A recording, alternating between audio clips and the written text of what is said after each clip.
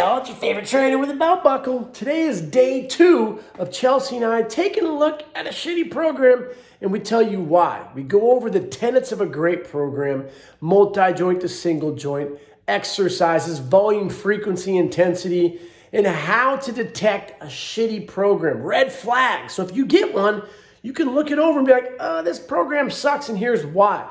Let us know what you think. Comment, like, subscribe, and remember, keep showing up. If you want to become a great trainer, we're everywhere. Have a great day. Right. We are back to review another program. This is Chelsey, and I've got Chris here from Up Fitness. And we are looking at a new program today that I believe one of the interns that went through Up Fitness, their friend did, or they did, or something. And they sent it over to us so that we can review it and kind of fill you guys in on what we think about it.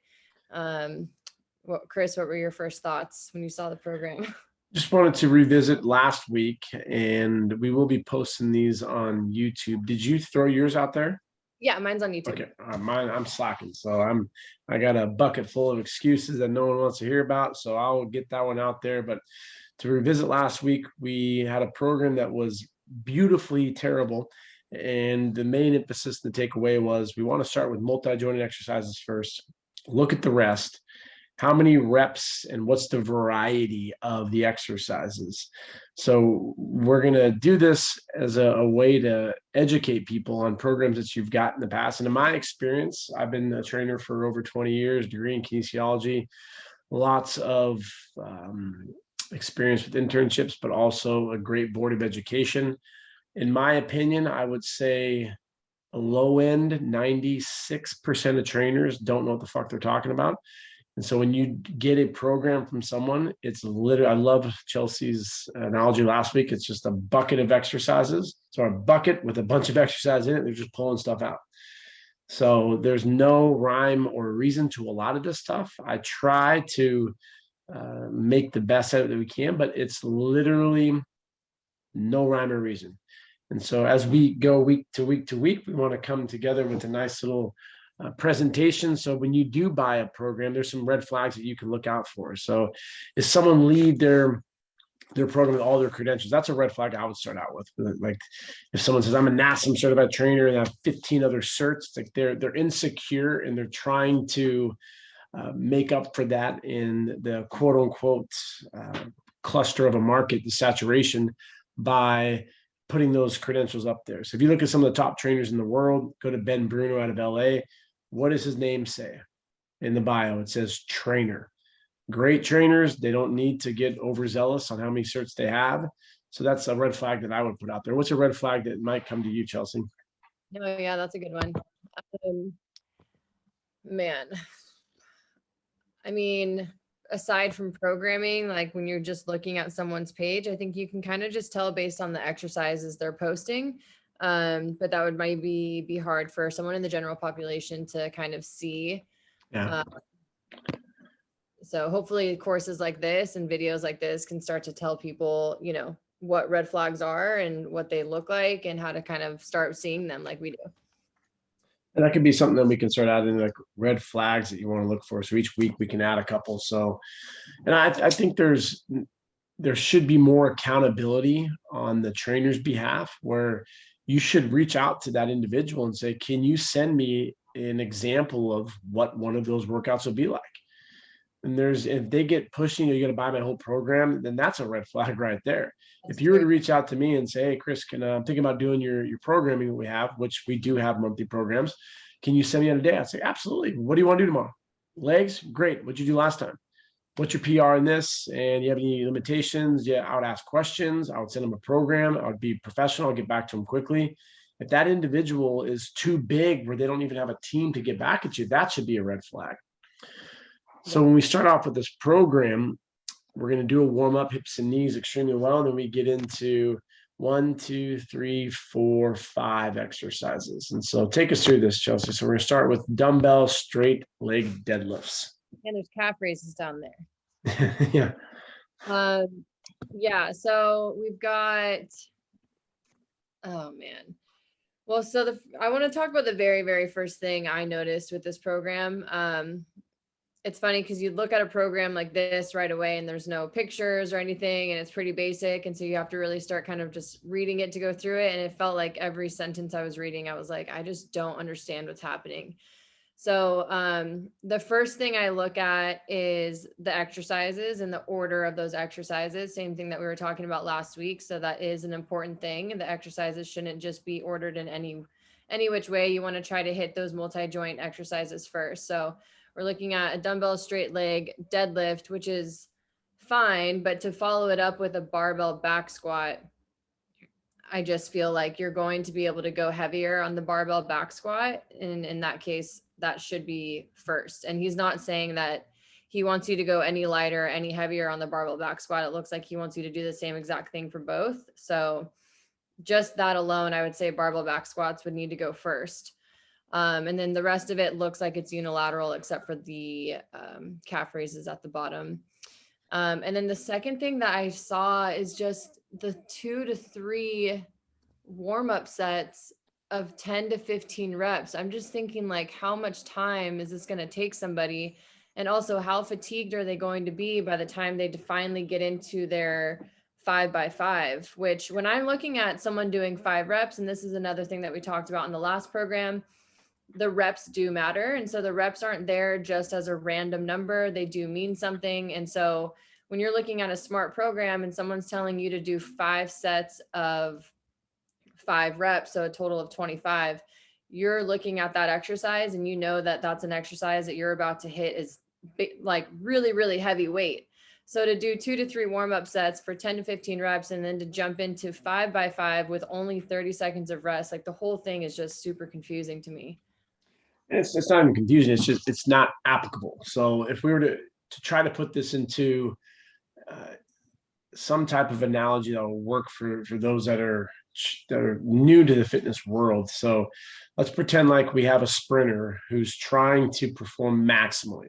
And when you see 1 to 5 reps, that means maximal effort. It means you literally, Chelsey and I are going to sprint, and the winner lives, the loser dies. We're not going to just be going, yeah, this is fun, high five, this is HIIT training. No, it's everything you have. And so when you do that max exertion, you need to follow that with a time where you rest and recover, because you wouldn't be able to go in that analogy where I sprint as fast as I can, Chelsey does, I lose, I'm dead, she wins. If she rests 30 seconds and has to compete against someone else, she's absolutely going to lose that next race because she's so exhausted. And so when you do 5x5, that's a total volume of 25. But how I interpret this is it's essentially a cluster of really, really lightweight, and you're just doing it for 5 reps and you're resting. It's like their little system. And this is geared towards women who want to grow their glutes.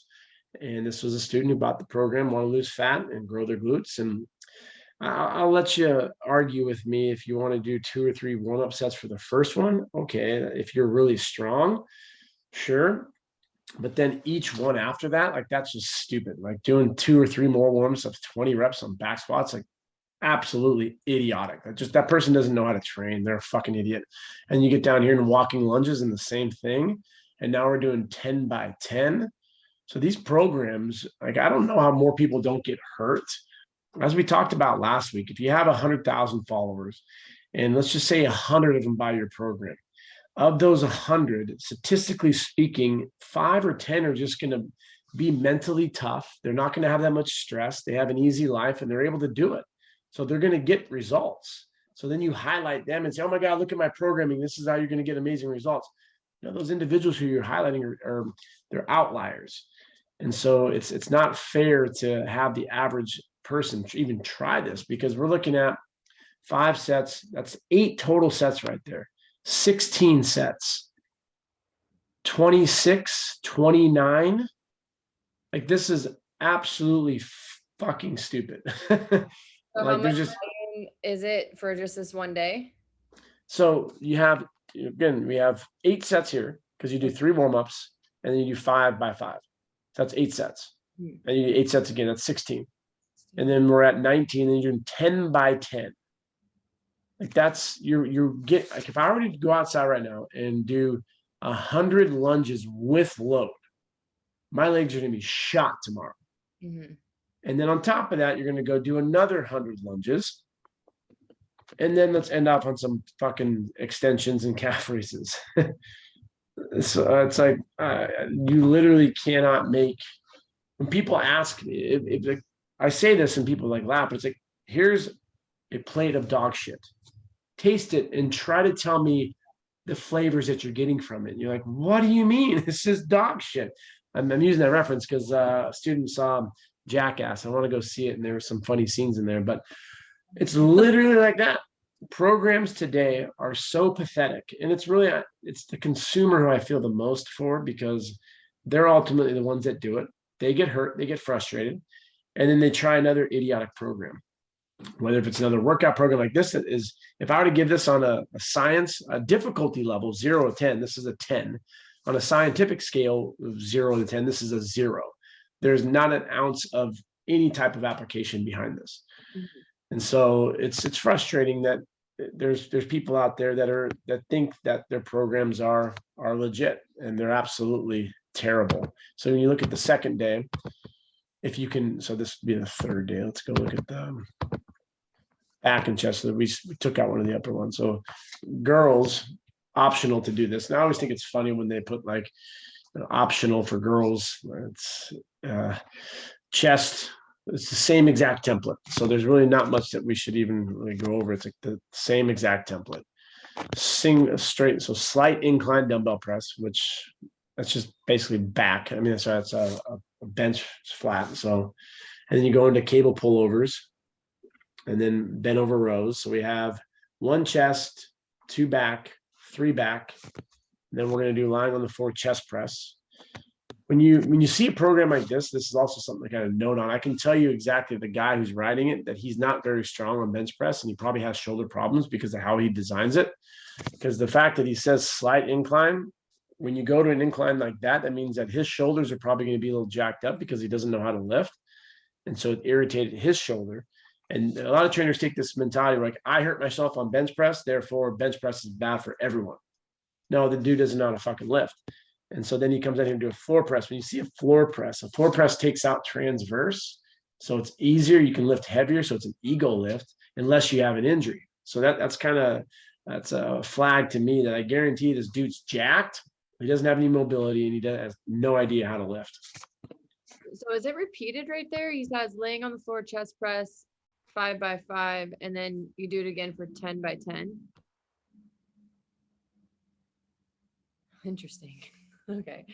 Okay. So I wanted to try to get people a little bit more understanding of why some of this stuff is so ridiculous. So basically something that I learned when I went through the Show Up Fitness internship is that the amount of exercises essentially that you do per muscle group per day actually does matter. There's like a nice little sweet spot, especially for beginners, or just like general population, where you want to be to start seeing results and also not to get injured. And that's something that I wasn't aware of. And I think about that when I train somebody and we do, like our basic workout, hitting the volume of like 9 to 12 sets usually. And then they'll ask me like, is it okay if I come in tomorrow? Like, I know we're scheduled to come in tomorrow. Is that going to be fine? Like, I don't think we're supposed to work out 2 days in a row. And it's like, it's absolutely fine. And it really just depends on how much you're training a certain muscle group that day. So for someone like overall volume for a week, Chris, what should it be for like the general population? Most trainer responses are frustrating for general population because it depends. You got to look at the individual, their age, their condition state. For Chelsey, she may be able to handle 30 to 40 sets of glutes in a week, whereas my mom, she may be able to do 10. And so if you're coming out of an injury, the volume shouldn't be that high. So we're talking about right now is VFI, volume, frequency, intensity. Those are the main variables for hypertrophy that we like to take a look at. There's some good posts out there and evidence from Dr. Contreras, and I like his little U-shaped curve of 10 to 40. People look at that like, oh my God, that's so many or not enough. It depends. Where are you at? If you're an individual, if you were doing this program and you weren't seeing results with size, it means the intensity wasn't there. So you weren't lifting heavy enough. You see a lot of people who are on steroids and taking HGH and other supplements that they don't go that heavy, and they just do a lot of junk volume because of the steroids that they're taking. Women as well. I've worked with a lot of women who are in phenomenal shape, but they're taking steroids.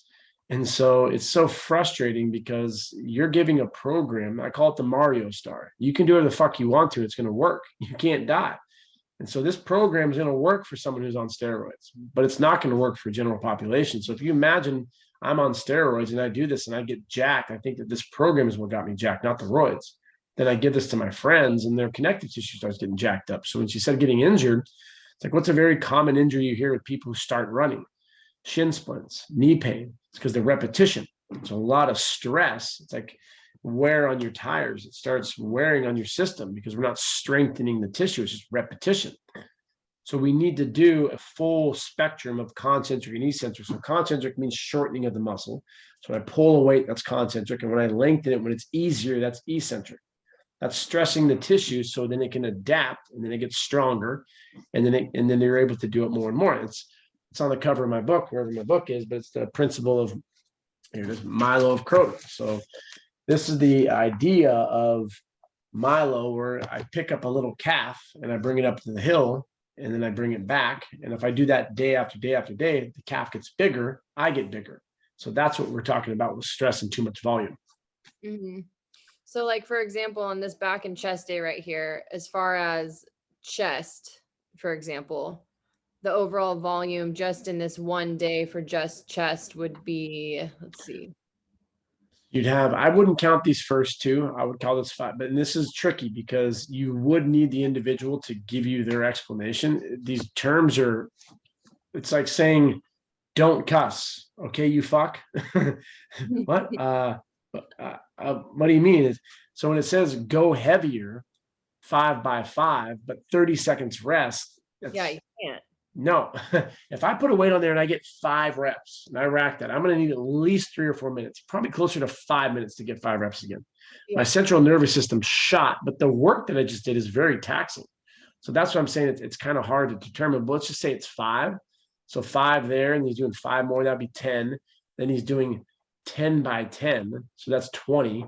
And now you're at 3 sets of failure, 23, 26 total sets for your chest. Yeah. That is the definition of how you get rhabdomyolysis, and you can die from it.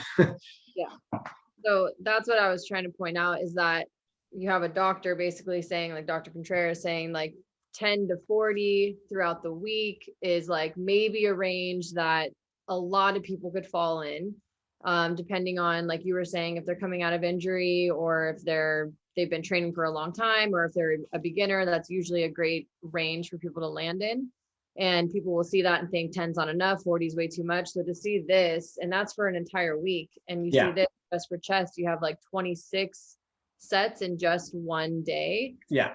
To be able to look at a program as someone that is new to training and kind of understand how to add that up and see that is crucial, because I mean, it's just not how you should be training. It's crazy. So you could do, we can add in another little tenet for our commandments of training. Each day, the max amount of sets, max should be 15. And if someone's doing more than 15 total sets for a workout for one muscle, that's not optimal. And I'll even go as far as saying that's erroneous. Like, you should just throw a red flag at that and not do it. So again, this would be 5. So let's look at his back day. He has 10 by 10, and then he has 4 sets of 10. So that's 14. Then he's doing 10 more. It's 24 sets. Now, what I would prefer to see is, okay, we're going to do incline dumbbell. It's 4 by 5. So that's heavyweight. And then I do a bench press for 4 by 10. And then I do chest flies for 3 by 15. That total volume would be 11. That would be great. If you want to then end off on AMRAP 3 sets of failure on a push-up, that would give you to 14. Still fine. Yeah. So I would be okay with, even if you did 16, it's not the end of the world. It's like you have this little gray area, but it's like 20 plus. No, my conclusion would be steroids or you're absolutely insane. Like you're a psychopath. Those are your two options there. So do you think anyone would try to argue that one point though, by saying like, if I can only work out 1 day a week, then that is okay? no. Oh, sure. They can try to make that argument, but it still wouldn't suffice. So if you look at Arnold back in the day in his programs, like the Encyclopedia of Lifting, bodybuilding, he would do, I don't have his program in front of me, but he would hit like 20 sets and he was taking an astronomical amount of steroids and that was fine for him. But there's, again, when you have exogenously put stuff into your body via a needle, the rules don't really apply to you as much. And so let me retract what I said earlier then. If you're on steroids, then maybe that would work for you. But if you're on steroids, you shouldn't be giving programs to people who are not on steroids. So, this program is meant for a general population individual. I've worked with people on steroids before, and I tell them straight up, I said, because I can look at blood samples and I can tell you what's legit and like if you're off some charts on the cholesterol and stuff. And then I can look at a program and say, are you on steroids? Because if you're taking something, HGH can help you with recovery, steroids, then I can program a little differently from you. Your recovery is gonna be a lot better. But this would not be appropriate for a general population person. I got the glute day. Here.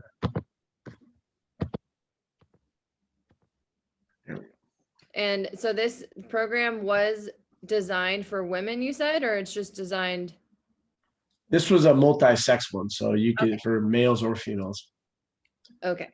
And which is interesting because a lot of guys, again, tells you the guy's background. Guys don't have glute days. And that's not saying that we should or shouldn't, but it's like guys will have leg days. Yeah. And they'll do more of a hinge pattern. And so it's like when people say, what are you gonna hit today? I'm gonna do more a squat pattern, or I'm gonna do more of a hinge pattern. If I want to emphasize more of my glutes, that's fine, but I wouldn't put here's your glute day. So interesting how they did that. Yeah. And then is this a 5-day a week program? 4-day. Okay. Mm-hmm. So we have our glute day. The warm up cracks me up. Okay, so then we're gonna do barbell hip thrust, 4 sets of 8 to 10 reps heavy. So it starts out fine. Like that could be fine. Mm-hmm. And then after 4 sets, he wants us to do a 10 by 10 with lighter weight, 10 reps with a 10-second break, repeated 10 times. So again, how you read that though, that's 4 sets and then you do 100 reps. So you do 40 reps and then, okay, here's a little back end of the hip thrust. Here's 100 reps to go. Right. Yeah. And that's your first exercise. Yep. I will do on a hip thrust. Like we've done this at the gym in West Hollywood where Chelsey has like 4 plates on there, which is 405. And this is her last set. And the last thing she's doing today, I'll take off a plate. She'll do 315 AMRAP, take off a plate, 225 AMRAP, take off a plate. And like, she'll do maybe 30 reps. And that's like the finisher for the day, not the first thing. That's where you end, because you want to be able to save your energy and be able to lift the biggest amount of weight to make, give the most force production throughout the workout. So like we were saying last week, it doesn't make sense to fatigue yourself out and fatigue your muscles out before going into like your bigger lifts. So we don't mind that he's having us, or like putting that in there, but it would make the most sense to put it at the very end of the workout, because now he wants us to do all of these hip thrusts and then go into more like heavy strength training. He wants us to go into plate on side of leg hip abductions after that. Really heavy using a dumbbell if a 45-pound plate is too light. I don't know any girls that are holding a 45-pound plate on the side of their hip and lifting it up 10 times and complaining that it's too light and then therefore grabbing a 50-pound dumbbell, but okay. That doesn't really make any sense. And then we have the barbell straight leg deadlift. So again, kind of just going in from these like bigger compound multi-joint lifts into like this side isometric ones, which could be okay. I feel like if you were maybe if you weren't going to go back into doing more glute work, like, and it's all glute work. So the whole thing is basically just glutes and hamstrings. You hit a little quad, obviously, with the step ups, but it's really focused on glutes and hamstrings a little bit. So if we want to continue to try to help make it a little better, but trying to make a masterpiece out of shit. But if you were to do this program, you do 4 sets of hip thrusts in the beginning, that's fine. And I would implement like a progressive. So the first set, 135, rest 2 or 3 minutes. If you want to do, get on your phone, that's fine. If you want to, read a book or do some ab work, that's fine. Add some weight, do it again. Add some weight, do it again. So maybe you do 12 and then 10 and then 8, then 6. So you do 4 sets of that. Great. Now we'd go into your deadlift and do 3 sets of, 12, 10, 8. Awesome. And then go to your step ups and do 2 sets of maybe 10 per side. And then you can end off on the hip abductions and do some kickbacks as like a superset. That'd be okay for 2 or 3 sets. So we have 4 here. We have 3 here at 7, 2 here, we're at 9. And then you end off on 3 at the end. So that's 12. And then if you want to do like 2 sets or even 3 sets of a hip thrust at the end. Oh my God. Yeah, exactly. The barbell hip thrust. Yeah. So the things that we want you to take away from this call today, looking at volume, frequency, intensity, 9 to 15 total sets per muscle per workout. The week can be 10 to 40, and we'll address that more depending on there's a lot of different factors, your age, where you are in your program. Try to hit each pattern twice a week.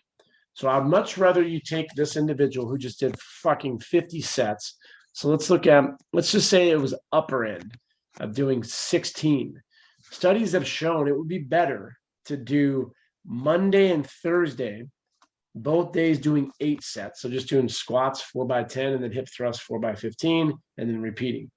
Doing a total of 8 sets on those days. It's superior to do that than 1 day of 16. And let me show you why, because when we look at muscle protein synthesis, so this is when volume is equated. So you have person 1 who hits 16 sets. That's a lot of sets, by the way. So this is Monday. So your muscle protein synthesis is going to be elevated and then it's going to drop. So this is going to be probably like Wednesday or Thursday. So you're not getting jack shit on these days. Whereas the other option, you do 8 sets here on Monday. You have your muscle protein synthesis comes down. And then on Thursday, you hit another 8. So then it comes back up and it comes back down.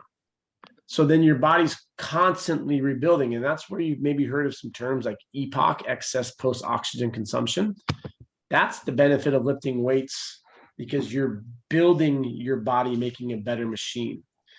And so people like Orange Theory will misconstrue that statement and they'll have you do things that are high intense, like running and then doing weights.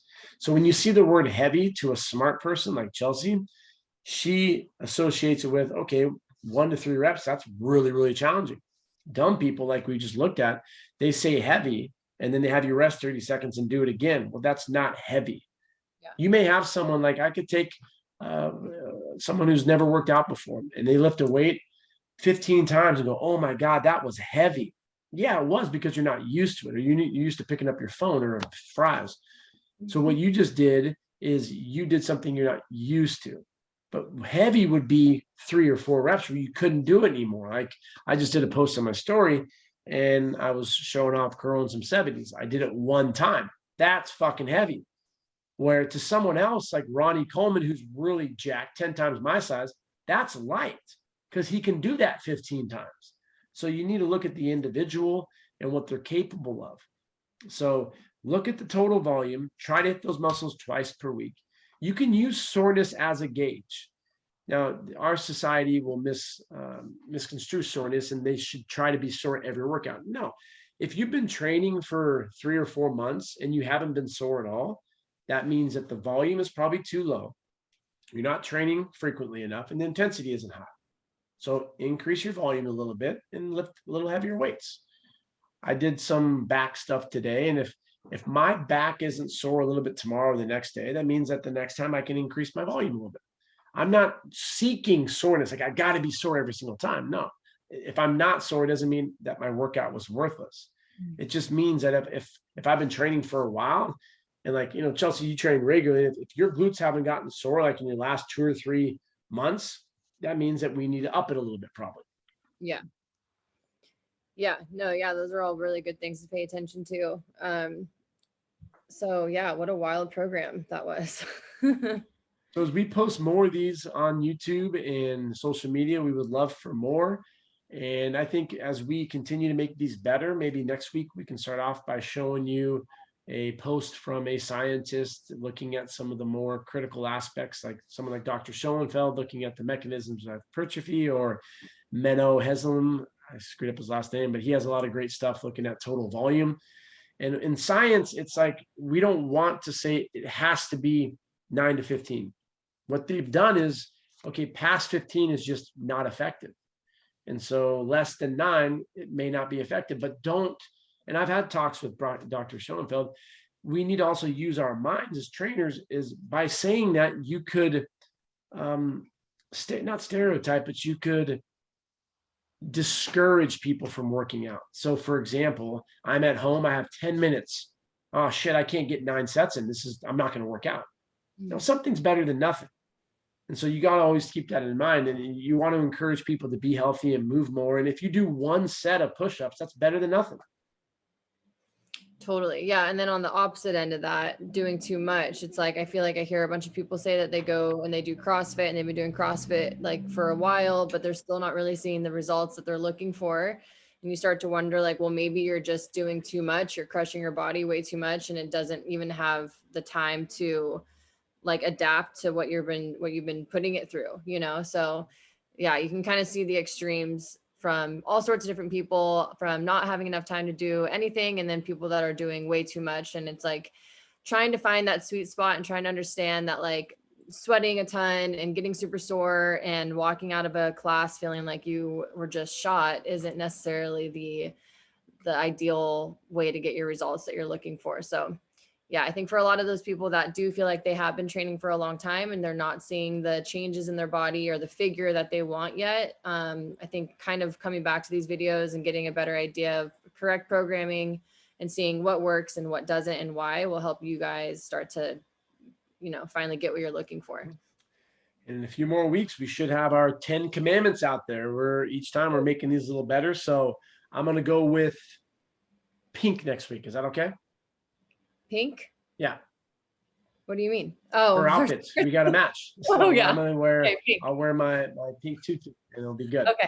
Yes. All righty. So comment, like, share, and check Chelsey out on her Instagram. What's your Instagram? You guys can find me at Chelsey Rose Health. Get us Show Up Fitness and Show Up Fitness Internship. Have a great day.